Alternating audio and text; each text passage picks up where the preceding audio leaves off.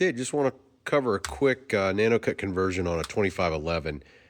Recently had this saw ported and some exhaust work done on it by a local saw shop, Riddle Belt Saws. I'm in Western Pennsylvania, so Brandon Riddle, if you need any porting and saw work done, performance saw work done, I would check out Brandon. He's a good dude. I'll show you his sticker here, Riddle Belt Saws. That's his phone number if you want to get a hold of him. Good dude, knows his stuff, quality work.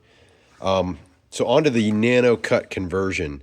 I've got the bar, the chain, the sprocket, the new sprocket to match the new chain, and then the worm gear to match the pitch, the tooth spacing on the sprocket. These are the parts. So here's the chain, the bar, sprocket, and you will need a worm gear. So I bought my conversion kit from Saw It Again online. I paid, as of December of 25, $96.77 with a spare chain. So the conversion kit itself was what, $59.98 before shipping.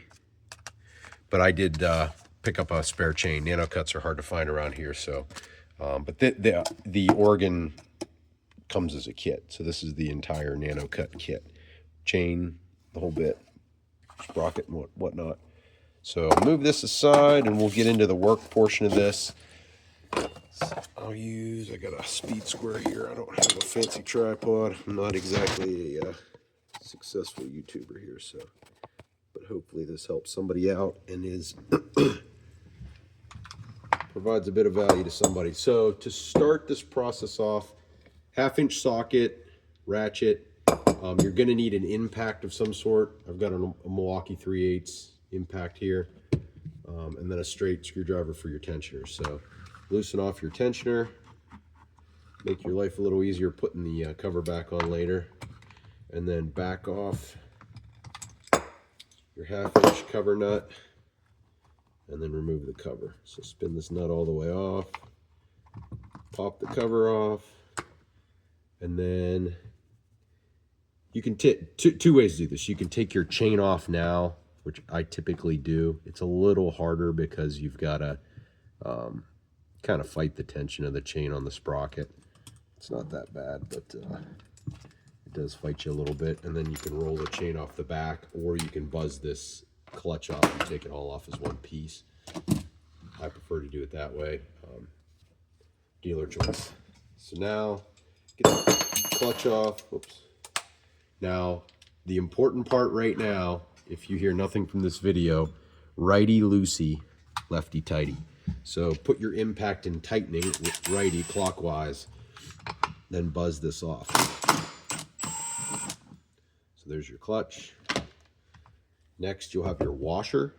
So there's a washer on this shaft.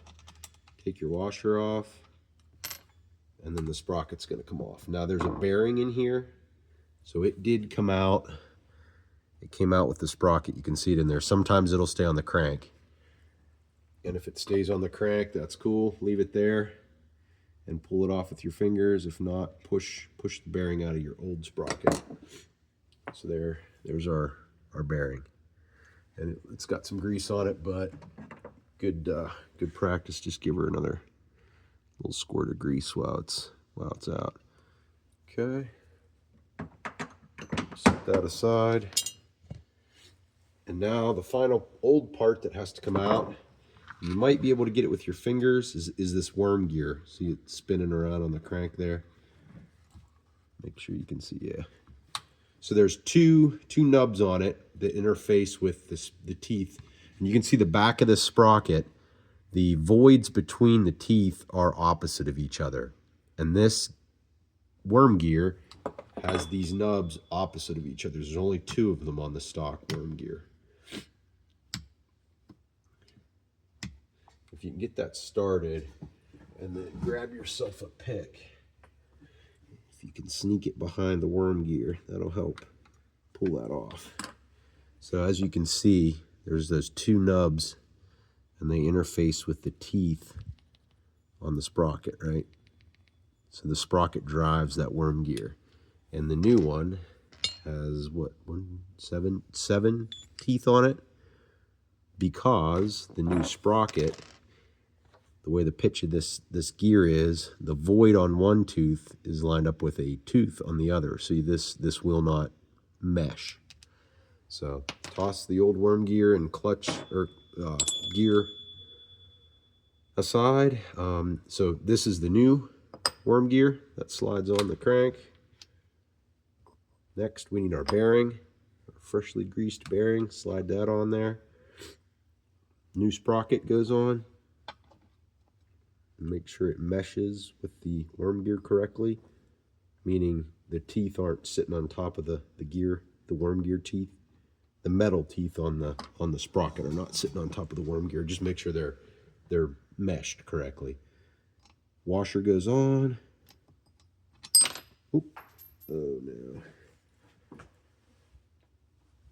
Please stand by. Okay, washer recovered. Clean it up a little bit. Okay, put our washer back on. Here we go. And then our clutch. And then make sure the hex is out. You don't want to install this backwards because you have nothing to tighten. So slide that on there, and then with lefty tighty, remember, so spin it counterclockwise to get it back on. And that's pretty well conversion done. If you want to see how to reinstall your bar and chain, stay tuned. So the bar, the 1/4 inch pitch, the steel conversions, these Oregon chains are oiled through these two large holes. The steel bars have a small oiling hole, probably down here somewhere. Can you see? Well, probably down here somewhere. These bars are oiled from these two holes.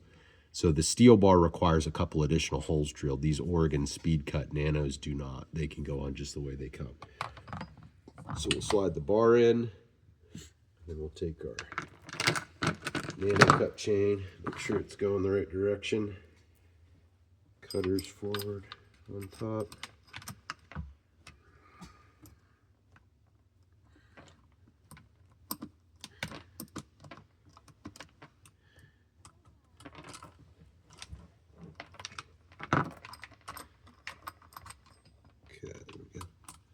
Make sure you're clear of the case in the rear there. Make sure you get cleanly around there. Okay, and then with the cover reinstallation, with the chain brake, I typically will thread it on first. This pin, the tensioner, is built into the chain, or the cover. So this flat is your tensioner, which is why we backed it off a little first. If you didn't do that, I would do that now, so that you can get this on a little easier. Clean this cover up a little bit. This saw's been apart recently, so it's not too awful dirty. But so now this pin is going to go into this bottom hole on the bar. So you want to pull your bar tight, put the chain brake on first, and then get that pin in the bottom, and then just hand tighten this nut, and then we'll tension the chain. So pull up on your chain, flat head, until you got the chain tension you like. Can be a contentious subject. It's about where I like mine. And then we will swap from power tools back to manual tools for this. And then we'll snug up the cover nut. Okay. Happy with that? Okay, that's a Nano Speed Cut conversion done. So would we take 9 minutes with me talking about worm gears. So now what I'm going to do is take these parts, the old sprocket, the old worm gear, and the bar and chain, of course, and this will be a backup set of parts. So if I bend a bar, tear up a sprocket, something, I've got a full set of parts that in the field I can get this saw back up and running. So a bar won't take you down. So at least you got a spare set of parts. So I'll put all this in a bag and throw it in the truck. So, all right, hope that was helpful. Thanks for watching.